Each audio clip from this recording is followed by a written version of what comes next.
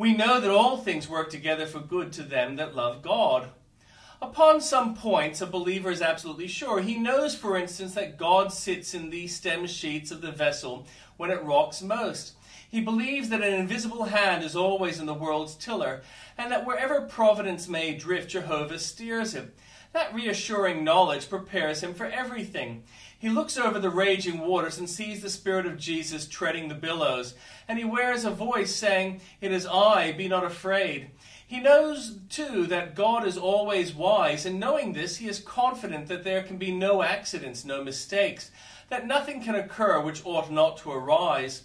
He can say, if I should lose all I have, it is better that I should lose than have. If God so wills, the worst calamity is the wisest and kindest thing that could befall to me if God ordains it. We know that all things work together for good to them that love God. The Christian does not merely hold this as a theory, but he knows it as a matter of fact. Everything has worked for good as yet. The poisonous drugs mixed in fit proportions have worked the cure. The sharp cuts of the lancet have cleansed out the proud flesh and facilitated the healing.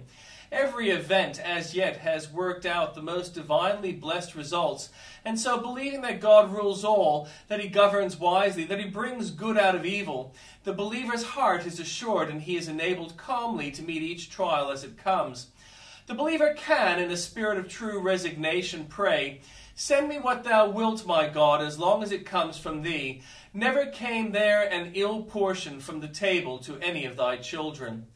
Stay not my soul, from whence can God relieve my care? Remember that omnipotence has servants everywhere. His method is sublime, his heart profoundly kind.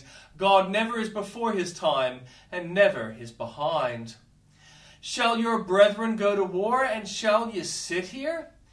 Kindred has its obligations. The Reubenites and Gadites would have been unbrotherly if they had claimed the land which had been conquered and had left the rest of the people to fight for their portions alone.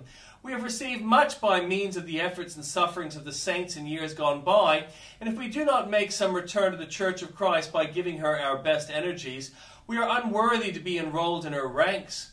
Others are combating the errors of age manfully, or excavating perishing ones from amid the ruins of the fall. And if we fold our hands in idleness, we had need be warned, lest the curse of Meroz fall upon us. The master of the vineyard saith, "Why stand ye here all the day idle?"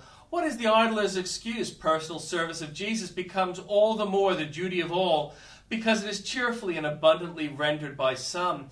The toils of devoted missionaries and fervent ministers shame us if we sit in indolence. Shrinking from trial is the temptation of those who are at ease in Zion.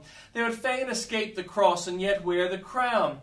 To them the question for this evening's meditation is very applicable. If the most precious are tried in fire, are we to escape the crucible? If the diamond must be vexed upon the wheel, are we to be made perfect without suffering? Who hath commanded the wind to cease from blowing because our bank is on the deep? Why and wherefore should we be treated better than our Lord? The firstborn felt the rod, and why not the younger brethren? It is a cowardly pride which would choose a downy pillow and a silken couch for a soldier of the cross. Wiser far is he who, being first resigned to the divine will, groweth by energy of grace to be pleased with it, and so learns to gather lilies at the cross foot, and, like Samson, to find honey in the lion.